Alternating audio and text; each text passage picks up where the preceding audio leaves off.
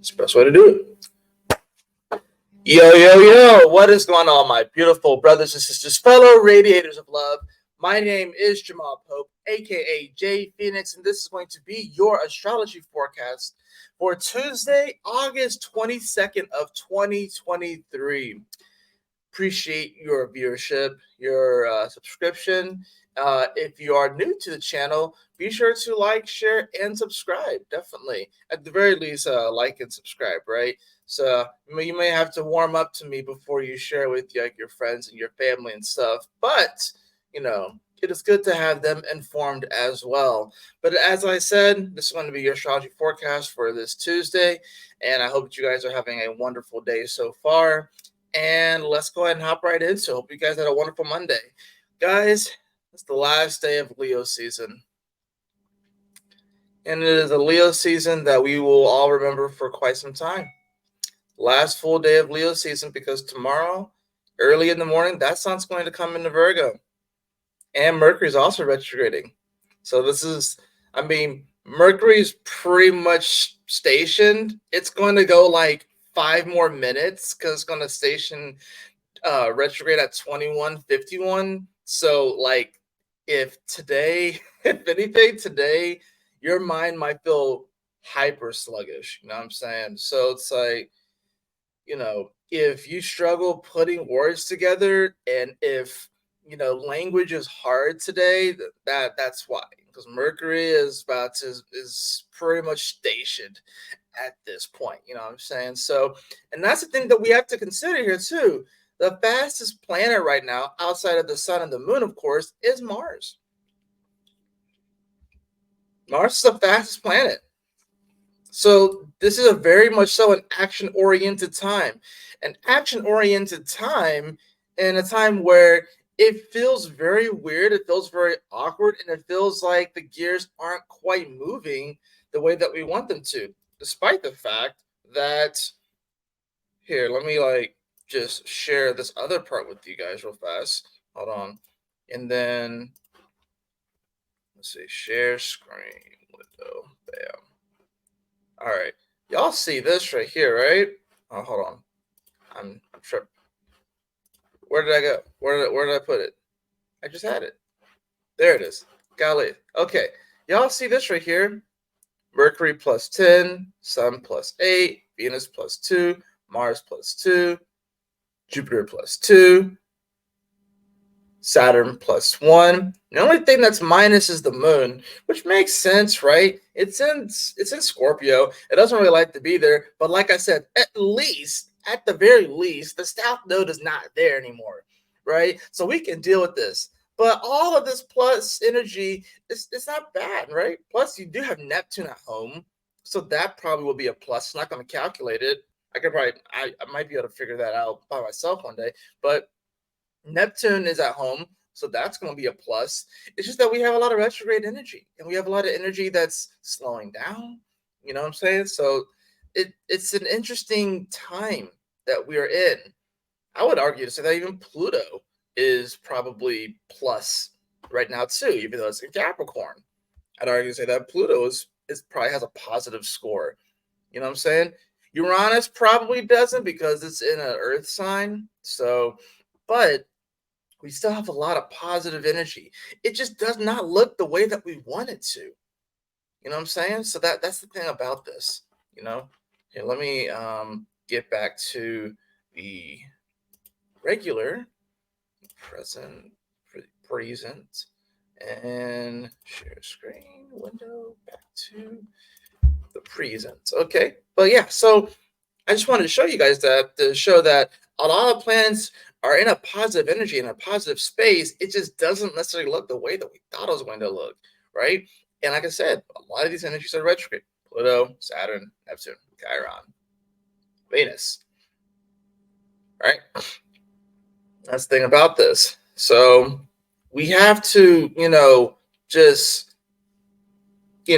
this is definitely a time of digging a little bit deeper and realizing that we are far more capable than we give ourselves credit for. You know what I'm saying? So, excuse me.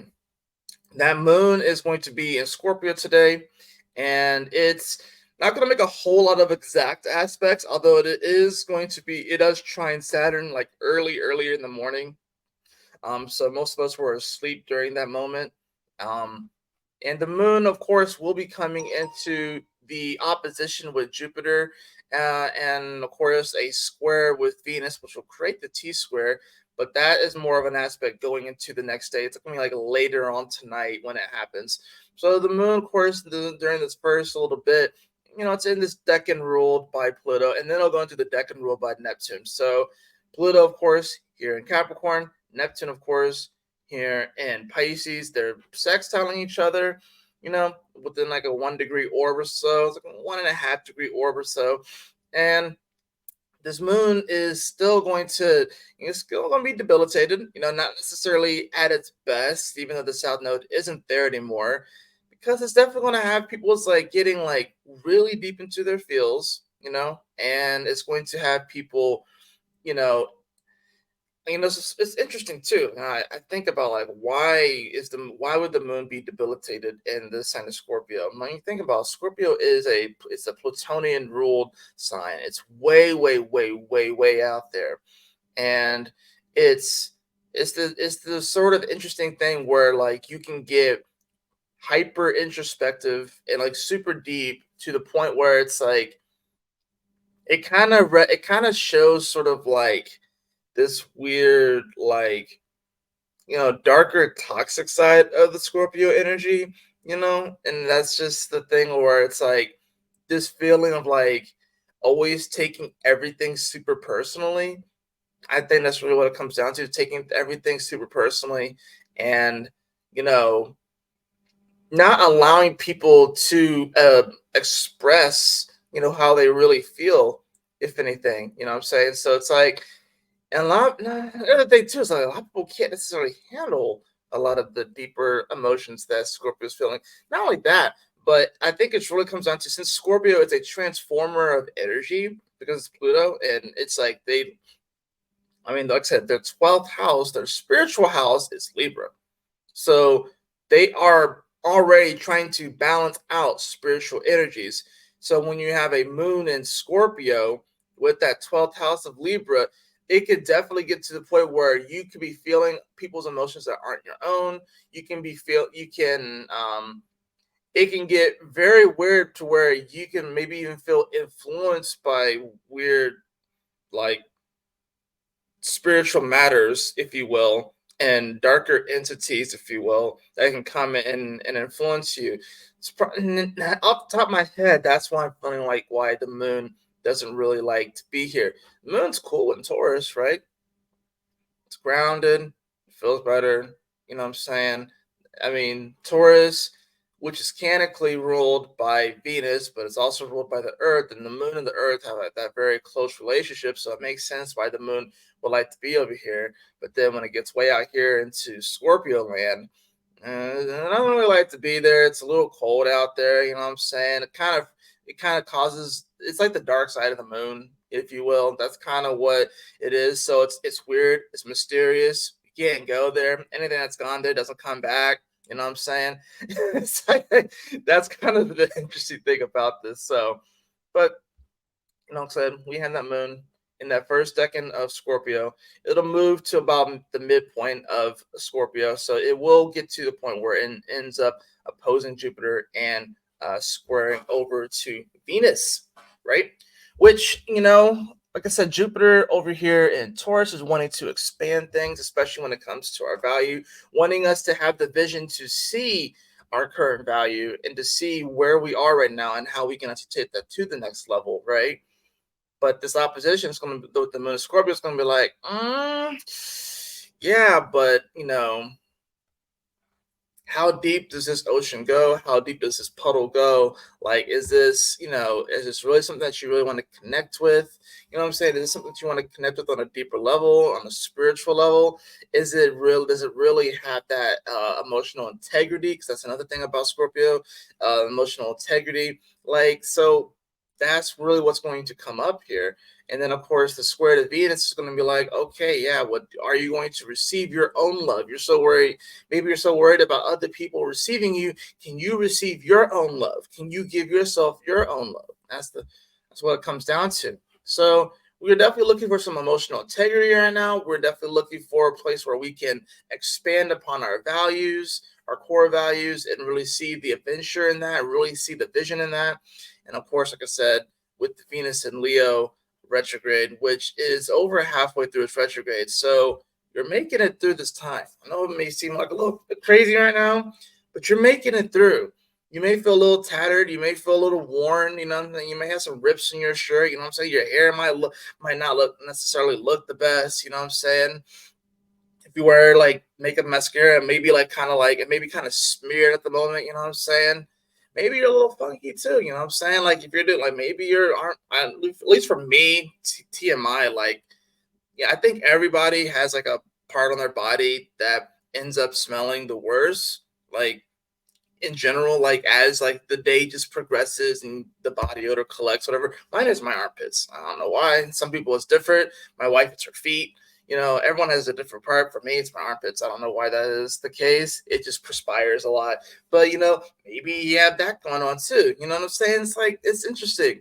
Maybe you have maybe you have two different uh like maybe you have like a left shoe and a right shoe, right? That are completely different shoes because you lost the other ones. At least you got some shoes. Yeah, it's going to look a little funky. It's going to look a little weird, but at least you got some shoes. You know what I'm saying? So that's the kind of energy that we're in right now. Now, as we continue, you'll see this course, the sun finishing up here in Leo, which is going to be recapping the lesson of Leo of your vitality, your joy, your heart, is your heart really in it? Do you really love this thing? You know, and this can come to just, you know, I guess you could say life in general. You know, it could have to do with relationships, of course, with Venus being here. It could have to do with, you know, career, job. But I really think that's what this comes down to. It's just like, if anything, go out today and just look at the sun, right? The sun doesn't rely on anything else but itself, right? And the sun shines and provides that light regardless of the situation. It doesn't matter what is getting in between the sun and the earth. The sun is always there. So this is about simply having that vitality and shining that light regardless of the situation, regardless of the relationships that you're in, regardless of the job that you may be in, regardless of the home that you may be in or not, and if you're homeless. But the sun is always shining, and it's always a representation. It's always a lesson on, if you remain in that space, if you remain in that vitality, and you acknowledge that, if you acknowledge your light, that you can find a way, and you always will find a way. And you can always tap back into that creativity and tap back into your spirit. That's what it represents, right? So now, as you can see too, we do have Mars over here in Virgo at 26 degrees, 55. So it is opposed Neptune. You know, that's the other part about this. So it's like we have a T square that's building up, and we have the opposition of Mars and Virgo to Neptune and Pisces. Despite the fact that, I mean, I can look at the scores too. Mars +2. Oh yeah, Neptune doesn't have one. Neptune would be plus as well, though. I'm just being straight up. So, but the fact that Neptune is at home and Neptune's going to be awake, yeah, this is going to definitely be a Neptune victory right here. Because I think even though Mars is moving forward, Neptune's going to kind of humble Mars in this instance. It's going to be sort of, and it's going to be interesting because, like I said, Neptune is awake going backwards. That's the thing about this. Whereas Mars is trying to figure out what to do, you know, and trying to push things forward and act in a purposeful way. Mars doesn't have all the details, right? So Mercury didn't catch up to Mars. Mercury had to throw a freaking paper plane to Mars, and hopefully Mars caught it. Hopefully Mars wasn't just moving so fast that the paper plane just missed and Mars he couldn't read it and stuff like that, right?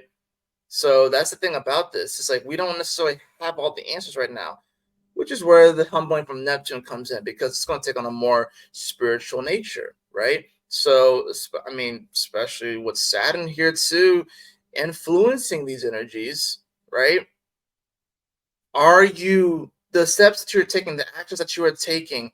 Yes, you are definitely wanting to be rather particular about it, but are they spiritual in nature still? Are you walking by faith, if you will?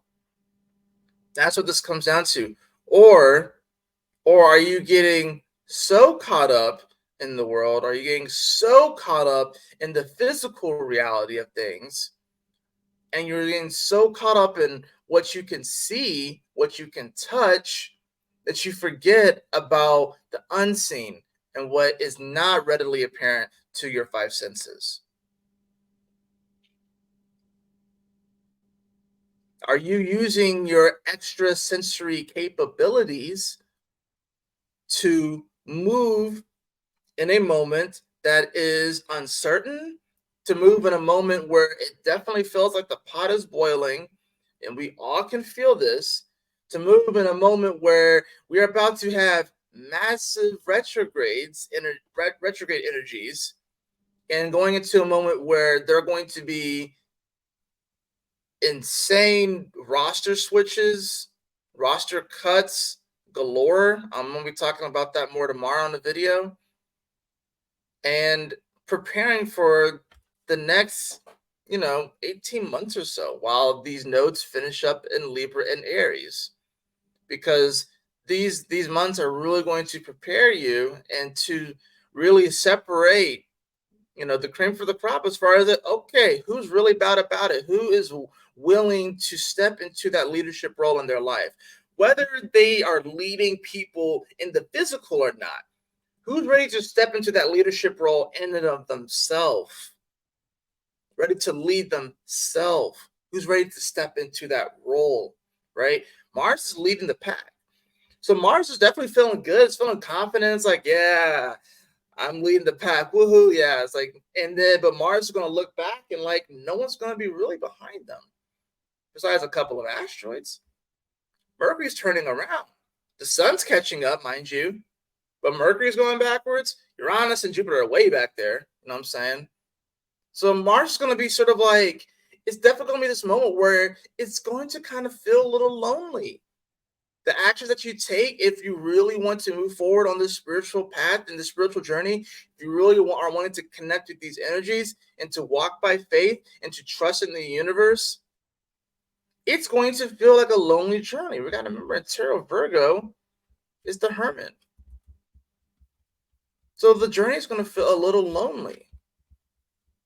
Even though the journey may feel lonely, are you still willing to move forward? Are you still willing to take some purposeful action? Mars is about to get to Libra, so it's about to get to the point where it starts connecting. It's actually going to get to the capital, right? Because Mars was sent on a mission, right? To get to the capital, Libra, to make some, to try and make some compromises, you know what I'm saying? Like sign some sort of peace treaties, if you will. Although I will say this, and we'll talk about it in the Mercury retrograde video that I'm gonna do tomorrow, is that it's about to get spicy. It's about to get real spicy. You'll see over the next several months or so. It's about to get real spicy. So, I think today is going to be a powerful day for really just, it's going to be mainly like this review period, especially with the sun being here at this last degree of Leo, but just teaching us how to just remain in that vitality energy, in our joy, our creativity, shining no matter what, being ourselves no matter what. I guess you could say it's still in the yod with Pluto and Neptune. So, I mean, it's a little bit on the looser side. It's not exact. It's not as exact as it was the last couple of days, but it's still here. It's still present. That's the finger of God, right? Finger of fate, as we call it. When you have one planet quincunxing two other planets that are within sextile to each other. So this is definitely a moment of fate, if you will, of realizing that you are far more powerful and you are in a far more favorable position than you give yourself credit for.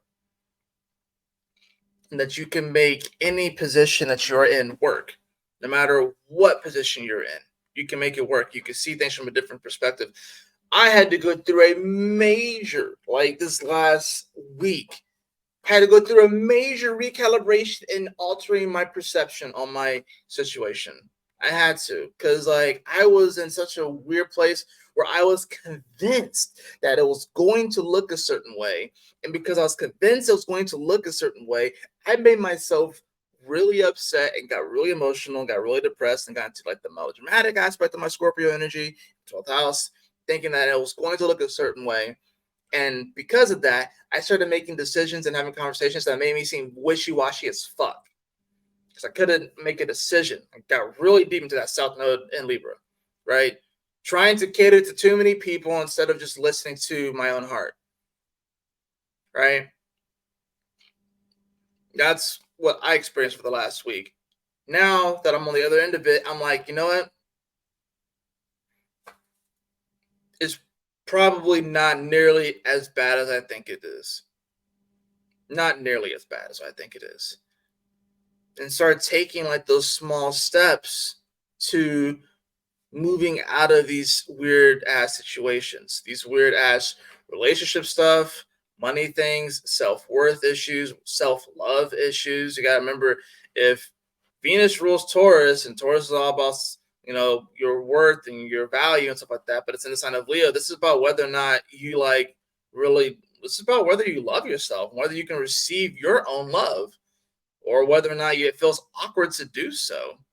You know what I'm saying? And it may feel awkward to do so. It may feel awkward to go in the mirror and say, I love you and I appreciate you. That may feel weird as shit. But I think it's something that's going to be critical and something that we really need to do, really need to consider. So, as you can see, come the end of the day, that moon's going to be at 14 degrees. It's going to be, squaring over to Venus, and it's going to be hitting over to Jupiter. Now, of course, this is really late at night, so some of you guys may be asleep, at least on the East Coast. On the West Coast, some of you guys might still be awake for this energy. But, I kind of already talked about this as far as what this is going to do. Said that moon in Scorpio can bring a little bit of the melodramatic energy, especially with a Jupiter in opposition. And Jupiter has a tendency to expand things. And with it squaring over to Venus, too, this is definitely that moment where it's like, well, if you get too deep into your field and too melodramatic and are unable to see, because at this point, I guess you could say the moon is leading the pack. But if you get too deep into your feels and start wearing your heart on your sleeve, then you can really miss some great opportunities for self-love, realizing that you are an incredible co-creator and that you are a co-creator in and of itself. It's like this comes down to, like, especially with Mercury that's about to retrograde, it's almost trining Uranus. It's not going to quite trine Uranus, and it almost comes to the opposition with Neptune. This is definitely, now if Mercury had opposed Neptune, whew, I think this is why Mars is really leading the pack right now. Because if Mercury had opposed it and then got to Libra, it would have been a whole different thing. The universe is giving us a great opportunity to recalibrate the way that we talk to ourselves.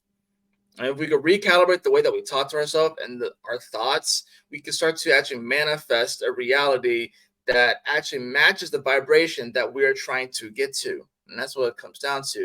If we're wanting to better ourselves, why will we tell ourselves, oh, you're a piece of shit. Oh, you suck. I'm not good enough. Why would you say these things to yourself? Because when you say these things to yourself, it just builds this feedback loop within your subconscious.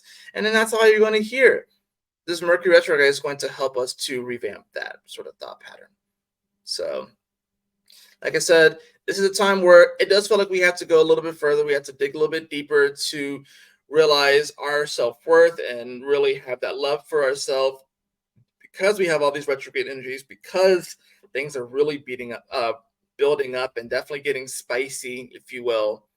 But it's absolutely there. You can access it. You've always been able to access it. It's your birthright to access that vitality, that energy. It was always there. Let's get into the cards.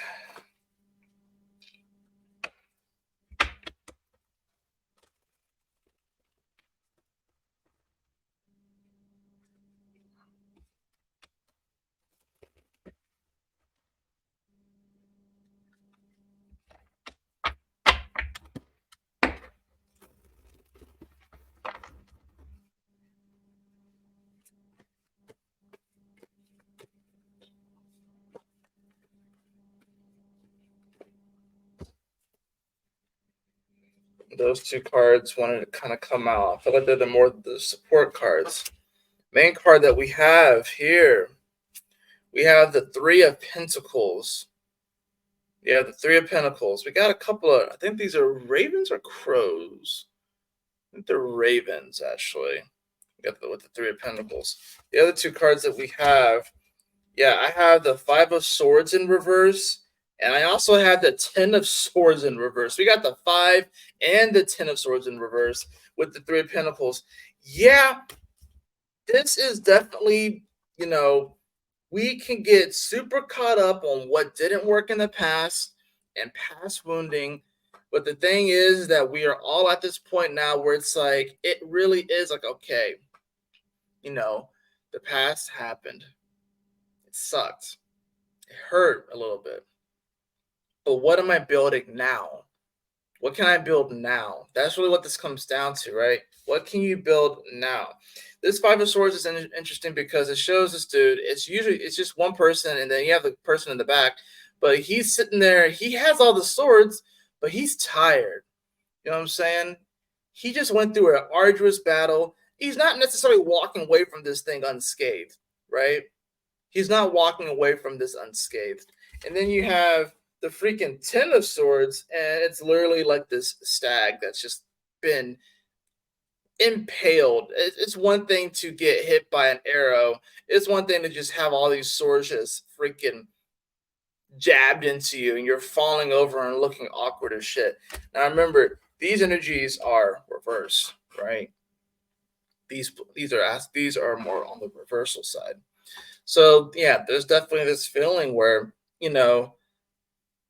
it's like we can walk away from these situations, these battles, if you will. We can walk away from these with our head held high, and realizing that what, that was actually for my benefit. Because if I hadn't had experienced the situation, I would not have learned. I would not have grown as a person. And like I said, the Ten of Swords energy, being that's reversed, it means that it already happened. So it's like we can already start to get out of our own way any anxieties or doubts that we have that are holding us back mentally, because it's all a mental game. We can, this is going to be a great day for us to unwind a lot of these mental blocks that we are experiencing, so that we can see things clearly, so we can think clearly and move forward, because we are building something that's definitely much more so worth it, right? We are looking to build something great. And what's interesting about the pinnacles on this is that they do kind of look like dream catchers, right? Like, now the strings are kind of all over the place, you know what I mean? So that just lets you know that, like, whenever you're building something, it's not going to go perfect. You know what I'm saying? Sometimes sometimes you have to go back to the drawing board.